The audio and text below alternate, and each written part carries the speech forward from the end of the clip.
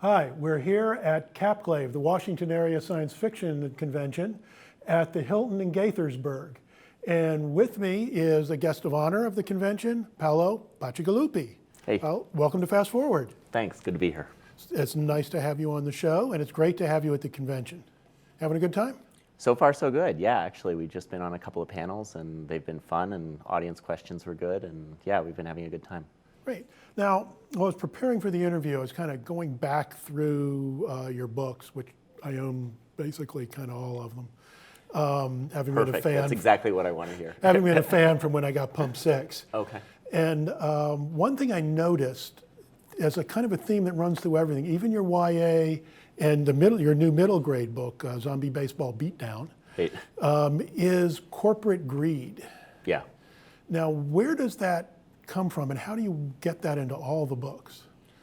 I think it's not something that's on purpose. It just, it very much is. I think there's certain ideas that keep running through the back of my head, and it's not even so much corporate greed. It's that sort of that simplistic way of looking at the world that says we have to make profits this quarter, we have to make profits this year, and and it's not that the corporation itself is greedy, it's that it's punished if it doesn't behave in this way. When you look at any dip in your profitability automatically is punished in the stock market. And so any publicly traded company that's responsible is always hunting for the next fix of cash. It's always hunting for a way to cut costs. It's always sort of hunting for some way to cut corners.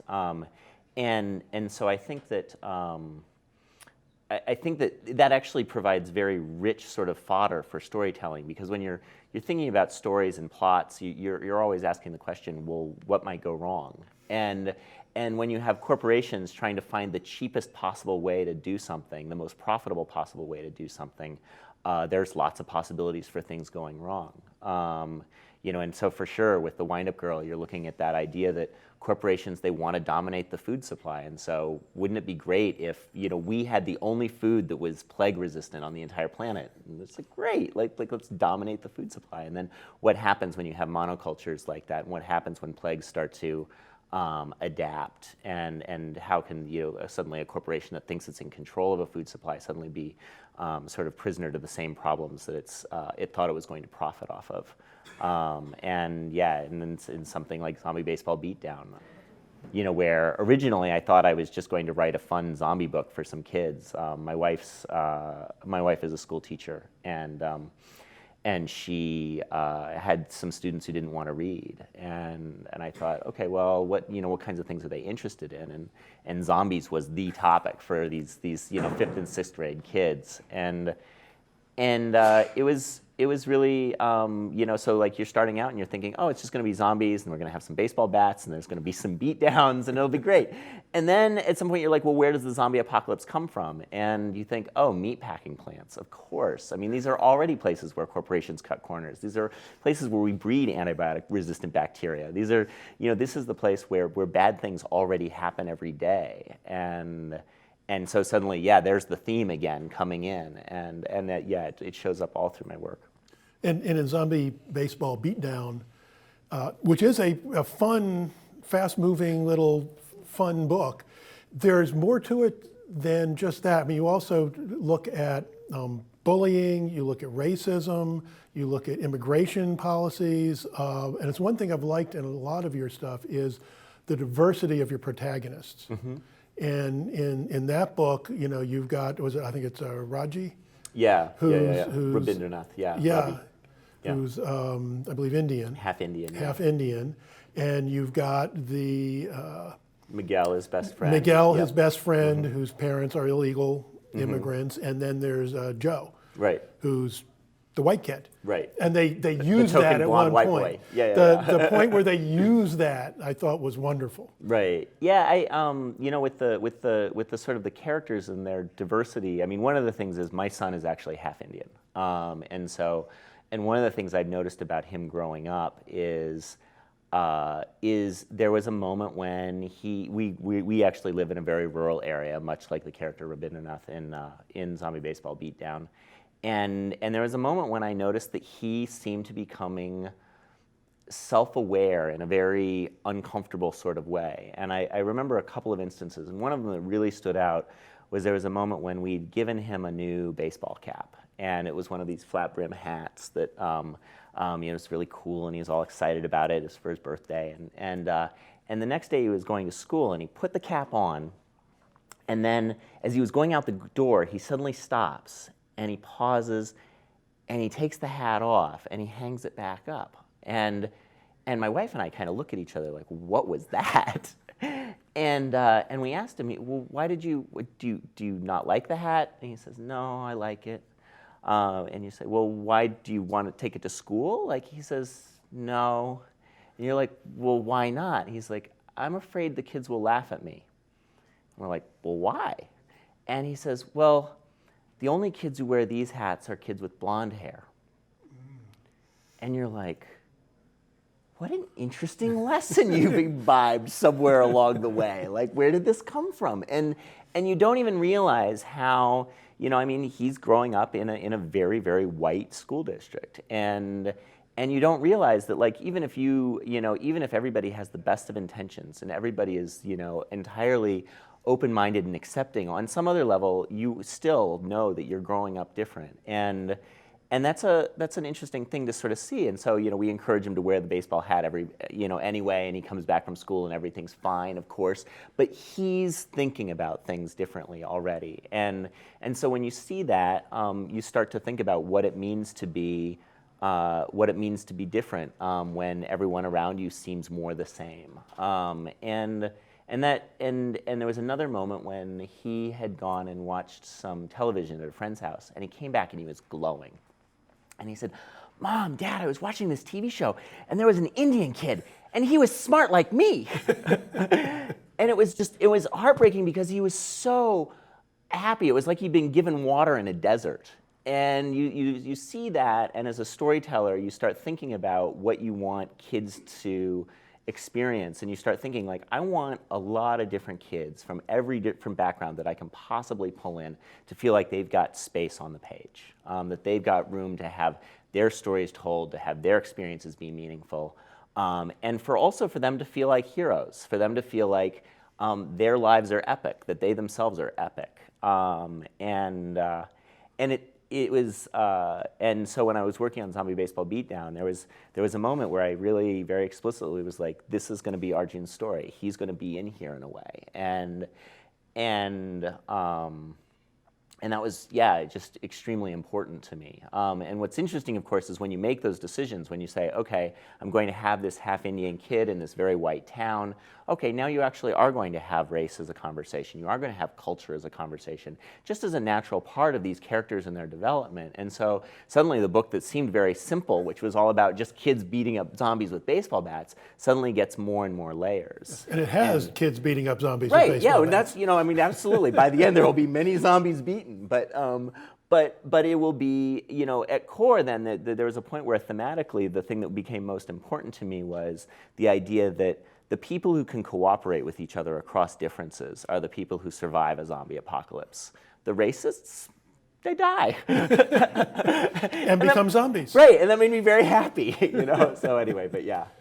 And hearing that about your son is very interesting, because one of the things I really liked about it was the way the three boys all learn from each other, because the half Indian boy has his problems, but then he realizes what life is like for Miguel. Right, where Miguel doesn't have documentation. And so and he doesn't know that until... Right, until much later. Miguel doesn't even know how he's been born, really. She's, I was brought across when I was a baby. And he's like, this isn't even talked about until later on. And his parents get taken away. Right, and so so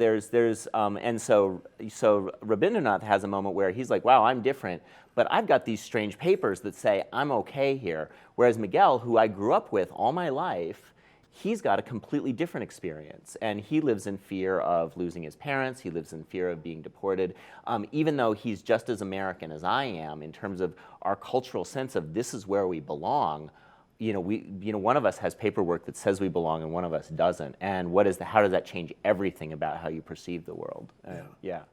And then having Joe there, the nice blonde white Right. kid who's learning from both of them, and he's got his own problems. Right, and Joe's background with his family is, his family problems and the other strangenesses that go on between his mom and his dad and things. You see, another kind of a kid growing up with a different set of situations that he has to deal with. And mostly, all of that, for me, at root, it's really just about three kids who care about each other.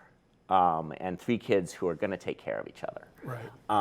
And that's the most important thing out of that is like, yeah, we're all different in these different ways, but you know what? We're all together. We all care about each other, and we all know each other and recognize each other and take care of each other. And that really shows up in the book. Really, really does. Now, that's a departure for you, and you Right. explain why. Because your other books, while this has beating down of zombies and some kind of unpleasant things going on, it's not as brutal It's comedic. as your other things. I mean, even your YA books, Shipbreaker and Drowned Cities, Right. are brutal books. Right. When you were writing them and doing them as YA, did you have to tone down that at all? No, I didn't actually. Little Brown, my publisher for my young adult work, has always been really just very supportive of whatever thing I decide to do. And it's interesting because with Shipbreaker for me was actually my upbeat book at the time. It was the one that was supposed to be upbeat in comparison to the Wind Up Girl, which I'd written for adults. And so I was most like, this things is would be right, upbeat after from that, Wind Up right. Girl. Yeah, sure, fair enough.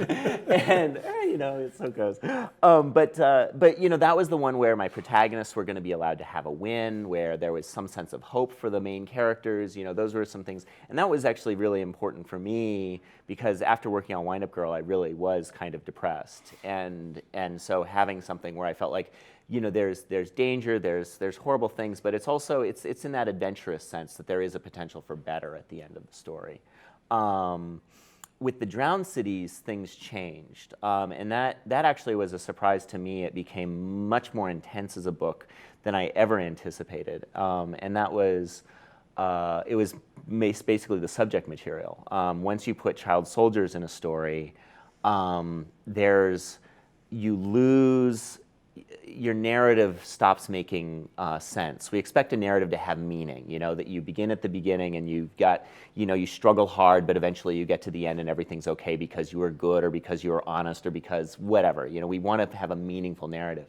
And what you see in war zones across the world is both that war zones aren't fair, but when you have children who are fighting, the level of barbarity that's been assumed now is so great that there are no rules anymore. And so even the idea that somebody should survive anything is false. And if you're going to be honest with the idea of child soldiering and the idea of adults, sort of recruiting children and putting them into war zones and making them tools of killing, is that you end up with this.